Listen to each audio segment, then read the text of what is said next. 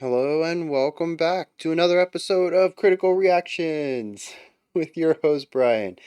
We're going to wrap up today with a special selection, which is where one of you tell me exactly what it is I need to check out.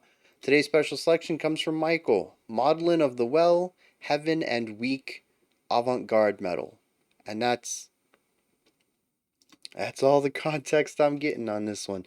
So, I recognize the name, but I do know they get talked about a lot, so I don't know if I've heard them yet. Let's just dive in and see where they take us.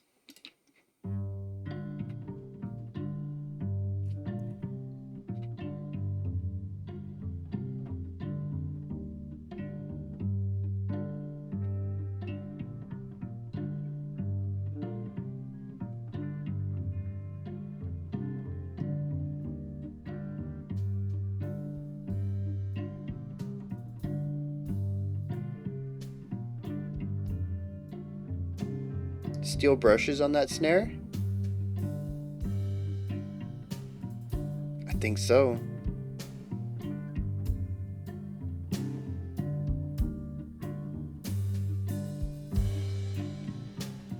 So we're in 4/4, 2 and 4 are accented. We're introducing more and more layers.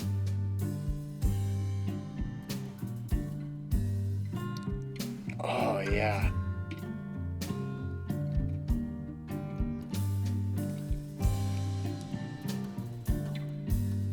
Lots of interesting rhythmic complexity here, too, as different instruments have different rhythmic elements at different times.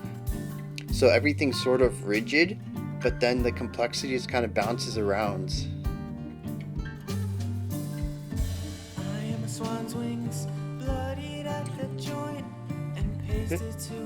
And this is introduced to me as metal. I'm kind of afraid, but I'm taking it right now.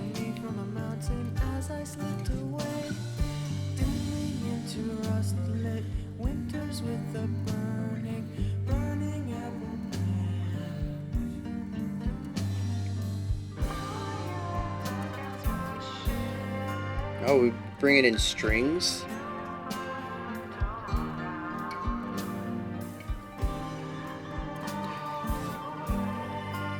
And a synthesizer, that's a fun little triplet idea. Yeah.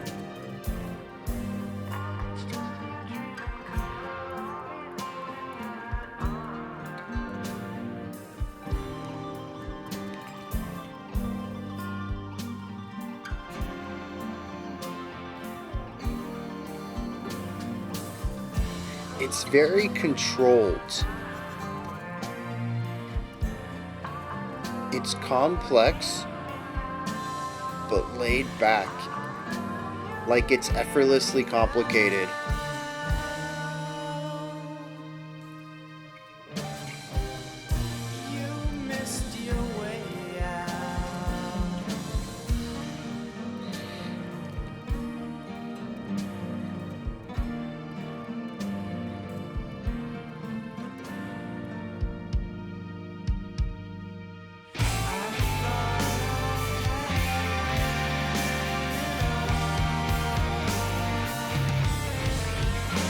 Oh yeah, the metric modulation there.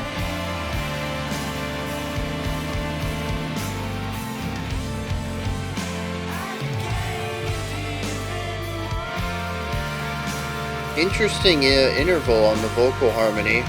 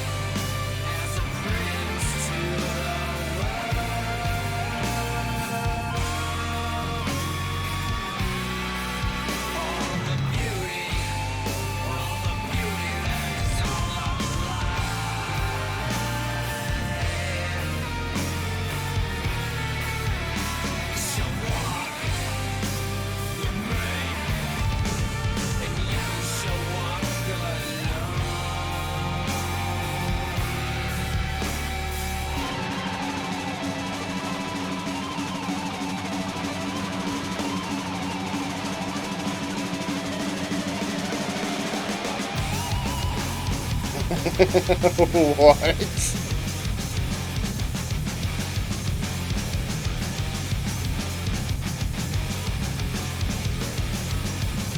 Accenting offbeats? Kind of punky in that vibe.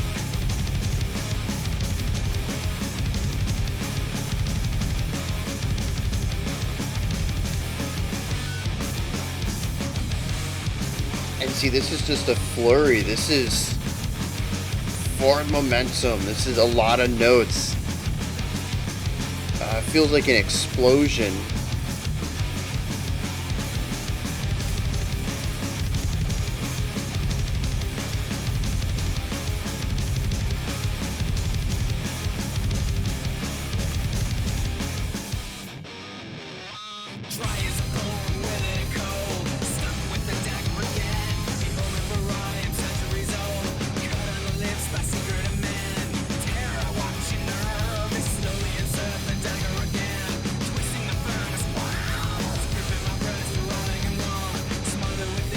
Okay, so we're in a 13.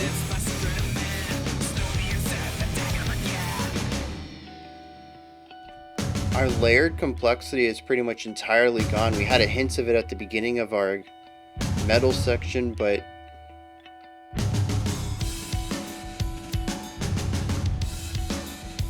we're slowly reintroducing it.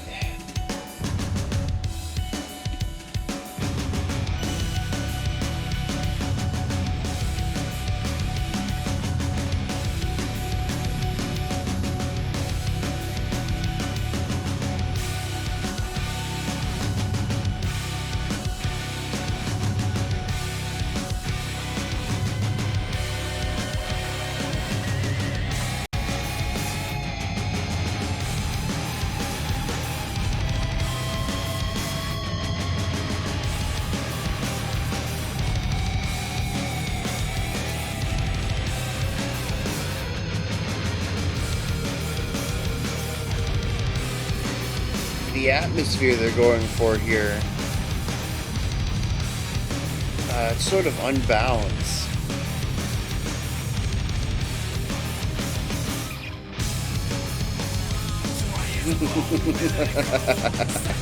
Okay.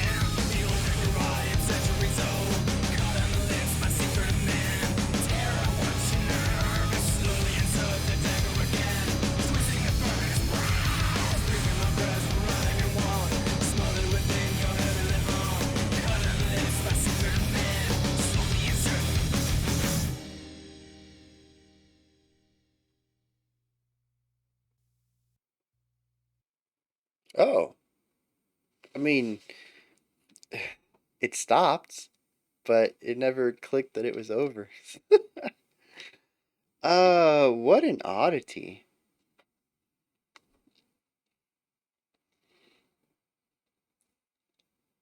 I think the best way to dissect this is to talk about the composition of our acoustic section, and then talk about the composition of the overdriven section, and figure out what it might mean, what they each mean individually, and what they would mean together as a story. Because it's our overdriven section dances between a couple of variations of itself, but our acoustic section is rather static, and it's a really interesting story I picked up on musically. So we'll start with our A. I don't know if I'm gonna call them A and B. A is acoustic, B is heavy. Um, Even though, like I said, there are movements, right? I think we have like a verse chorus thing in our acoustic section, and then we have a linear. We have like three or four linear ideas in the heavier section, but I don't think that the nuanced movements between them is as important as what they symbolize through their shared construction. So that's what we're going to start with. With our acoustic section, we started off the track with bass, drums, and then guitars, and then vocals, and then synthesizer, and then the violin. And we slowly built this up. And what started off as a rather simple, like 2 bar ostinato on our bass, expanded into this massive linear concept that I thought was brilliantly done. The complexity was layered, line by line. The bass wasn't too complex. When the drums came in, though, we got to hear a little bit of a rhythmic variation on it. We bring in a guitar, and it introduces a melodic idea that also has a rhythmic variation on it. We bring in another guitar that has another melody, so now we've introduced counterpoint, and it has its own rhythmic component to it. And this is what I was talking about, where for the most part, each of these lines are rather rigid, but they all have a rhythmic flourish to it somewhere in its line. So maybe for the bass, actually, I don't think the bass had any. Maybe for the drums, though, we have it on beat 3 of every bar. And on our left guitar, we have it on beat 2 of our first bar. And on our right guitar, we have it on beat 4 of our first bar. And the vocals bring it in on beat 1 of the second bar. And eventually, every beat has a rhythmic flourish to it on different instruments. And so what we end up getting, which is really brilliant, is this complexity through simplicity. Each individual element is rather simple to play, and it's really condensed. It's simple to learn, you just need to repeat it over and over and over. But when you get the bigger picture, we have ideas like counterpoint going on, where our two guitars, and eventually our two guitars and our vocalist, are all participating in 3 different melody lines that are sharing the same space. If you listen to the rhythmic flourish and listen to it bouncing around, we end up getting this a result that feels like a hocket in a lot of ways, which is when multiple instruments share a melody line by passing the melody along.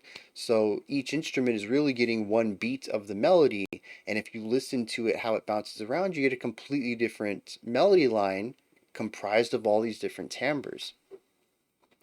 Um, and we continue to build up with this core foundation of the band, the guitars, the bass, the drums, and the vocals. We eventually add a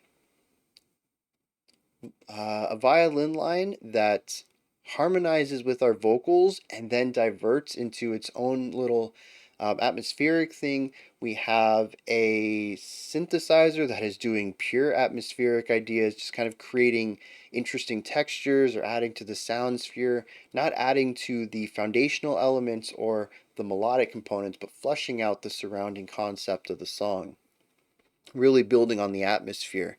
There's something over to the left in the top corner, and I don't remember what it was, but it was also kind of filling out atmospheric components on the left side because our synthesizer is off to the right. And we continue to build up on these ideas, continuing to flesh them out and swapping them out from at times as well. I'd mentioned I think there's a verse chorus thing going on in our acoustic section for the first I'd say like 3.5 minutes of the track. And we do have minor changes in each of the instruments, what they're bringing to the what should we call it, the building block, the layering. um, but the overall idea is very similar, where we have complexity through simplicity. Nobody's doing anything hyper complex, but the existence of all these simple ideas combined are what create the complexity.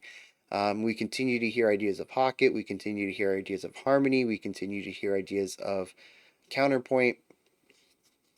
It isn't until we get out of this section and move into the heavy section, our B section, we are introduced to this in a similarly layered manner, just with overdriven guitars and heavier hitting drums.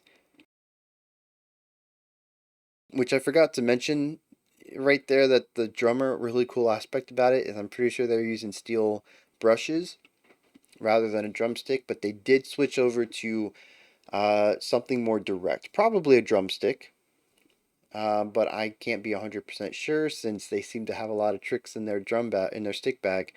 Not a lot of metal drummers carry metal brushes with them, steel brushes with them. Even though they should, right? Metal and metal. More metal should have steel brushes. I'm sticking by that. Um, but yeah, if you carry that, you're probably also carrying mallets, carrying different types of drumsticks. Like at this point, I can't be sure that they're using anything in particular, but it is something heavier and more rigid than steel brushes would be.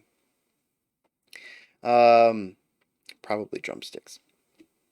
We have the heaviness of the drums, we have the overdrive of the guitars come in, but we still have this element of individual layering. We have both guitars doing their own thing. I think the violin is still present. The synthesizer is still there. It doesn't take long though. I'd say maybe 20 seconds before we've shifted into a unified traditional metal sound where both of our guitars are playing the same riff now. Our bass is aligned with that chordally and aligned with the drums rhythmically. We shift into something very standard for metal. Eventually, we bring in harsh vocals on top of this, and we don't really return to that sort of complex layering until the final, what, like 40 seconds or so of the track for our outro. We stick with this unified aggression. And what's really interesting about it is we eventually hit this rhythm that I think I called an unbound aggression or unbound power or something like that. Um, Basically everything is this unified force, this driving momentum forward. I think we even had a tempo increase, but there's this one riff that I thought was really interesting, and they all went to a pedal tone. We had bass kicks on these, I think 16th notes, and it was just like doo doo doo down down down or something like that. They like move up to higher range, and they got like this explosive sound, and then we come back down doo down down down. This idea of like compressing it down and exploding, and compressing it down and exploding, and it's this unbound energy. You simply can't contain it. That's what this entire section feels like to me. It is just explosive energy, and we even came in explosively. It wasn't a lead in. It's not like they had guitar hum fading in or anything like that. We just literally were acoustically layered at one moment, and then the next beat was like this. It was a guitar chord, wasn't it, with the distorted guitar. It exploded into this new sound, and any attempt to reduce it back down was met with resistance, explosive resistance. And so we can hear that in a lot of the riffage. It's also really interesting, speaking of the riffage, that we lost all of that um, simple, serene movement, right? Almost everything in our acoustic section was melodically driven, right? You have this note. Should we go up? Should we go down? Should we wait a little bit? What is the flow of our riff? Here, we've shifted to a lot of pedal tones. We've shifted to just sounds, right? It's not, I don't even think it really matters what the notes are. We just need to hit something higher than where we were to make it sound big, and probably an octave higher. Let's just pick a note up there, right? It's not a melody. We're making sounds. This is 100% rule of cool riff writing going on here. We have drastically shifted away from our original composition style to focus on something very rooted in metal here. And we do have a semblance, and I suppose our outro, we could call it a C-section if we want. We begin to allude to a little bit of this, heading towards it, of bringing back the layers, the individual layers, where every instrument kind of had its own element rather than being a unified sound. And that's where our outro takes us to, is that we come back with each guitar having its own thing, the bass bringing something to the table, the drums being a bit more muted with its expressive explosiveness. Expressive, that's a fun phrase. Um, and it all just feels very like trying to find a middle ground, I suppose, where it is still loud and aggressive and metal, but also being layered and complex in some manner. And it never really quite fits. It never really quite gets there. It never finds that midpoint, and then it just fades out as if to, drift into the shadows in their failure. Like, doesn't look like I'm succeeding at this. Hopefully nobody remembers me. Just kind of like get out of the scene. Um, and so that makes, that tells me a really interesting story throughout this track then.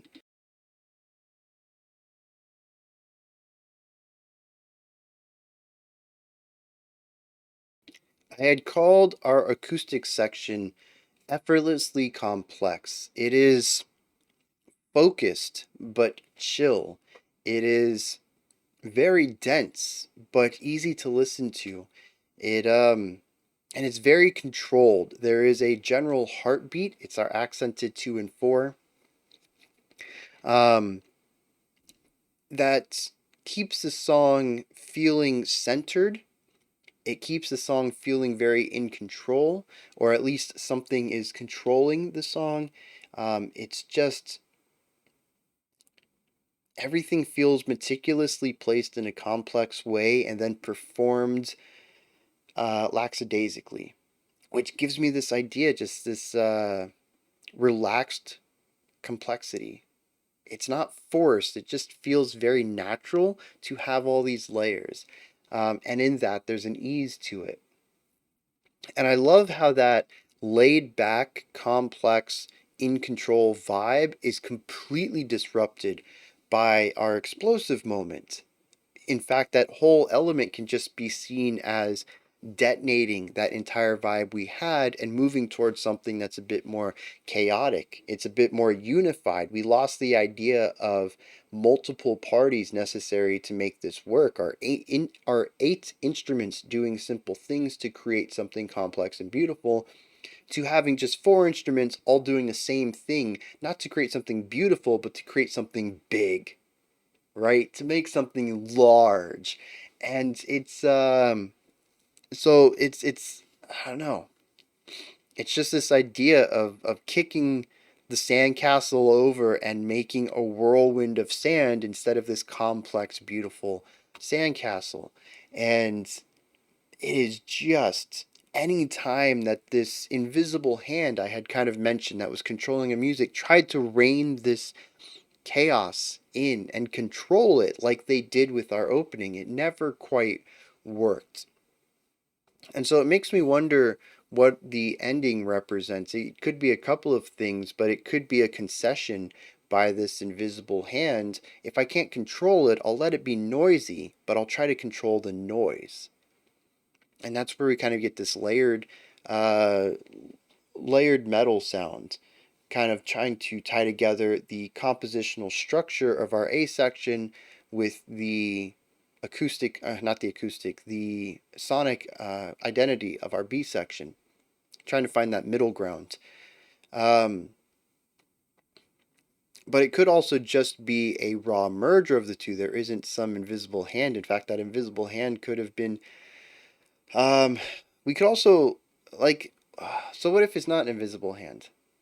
Right? Some guiding principle. What if it is the interior of somebody? Right? What if you are a calm, collected person and something sets you off? And maybe that something that sets you off has put you on a path and you don't recognize who you are in the mirror anymore, and you're trying to be who you were before you were jaded kind of vibe. I'm trying to contain the anger that you have now, and maybe something along those lines. I don't know. There's a lot of different ways to look at this, but to me, it is a battle of control and order versus chaos.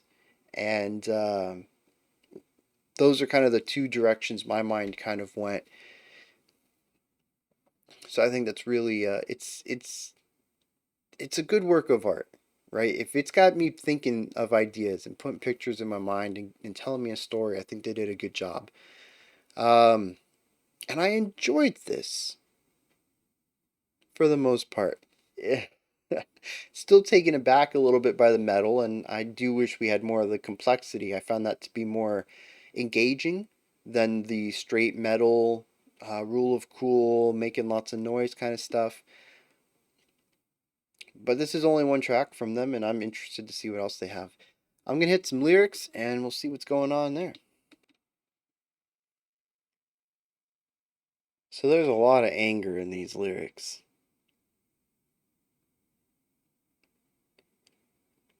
It starts off with a really interesting visual that I don't know what to make of, but I think is,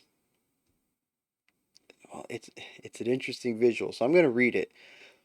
I am a swan's wing, bloodied at the joint and pasted to a boy's back, like in that story.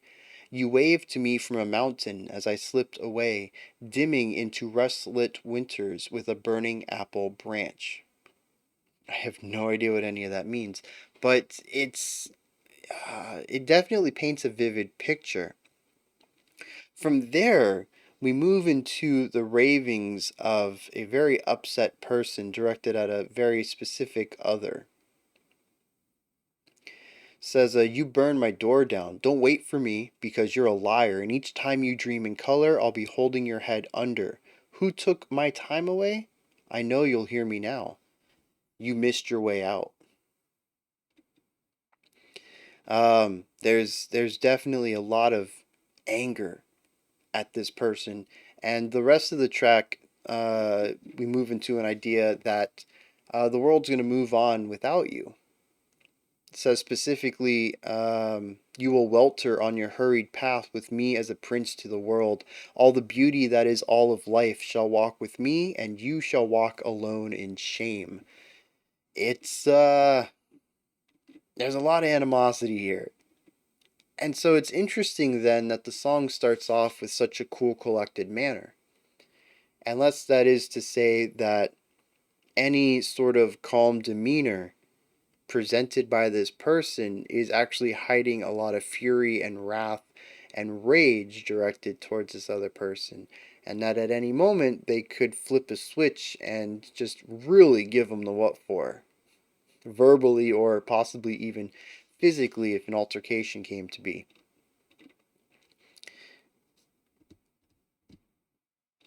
And I'm pretty sure that's what the song is about, lyrically. And the music kind of fits with that from that interpretation. If that's not their interpretation, I'm really curious then how they came to bring these lyrics and music together. This isn't really the type of music that you just kind of write first and then just haphazardly write some lyrics to go with it. This seems like a band where there's a lot of intentionality to everything, and I'm sure that they have a story in their mind for the music that pairs with the lyrics in a way that I might just not be seeing. And if that's true, I want to know what their intentions are. Anyways, those are my thoughts on Maudlin of the Wells. What is a Maudlin? I gotta look that up. Or you guys can let me know. Either way. Maudlin of the Well. Heaven and Weak. Did you enjoy it? Anything that stood out to you or that you'd like to correct me on or add on to what I stated? Let me know down in the comments section. Above that, you can head into the description box, find a link for Linktree. It takes you to this menu here. You can find my music, you can find ways to support the channel, you can find a link to the Discord server, and so much more. Above that, if you could, like, subscribe, and ring the bell. I greatly appreciate all three. Alright, that wraps it up for today. I'll see you all tomorrow, 5 p.m. Eastern Standard Time, 10 p.m. UTC, as usual. We're going to continue on with Death Metal Week, checking out our final track for that. Our final, what is this called? Special selection for the week, and a creator request, as we always do on Fridays. Until next time, remember, be critical, not cynical, of the music you listen to, and have a fantastic morning, afternoon, or evening, whenever you choose to watch my videos.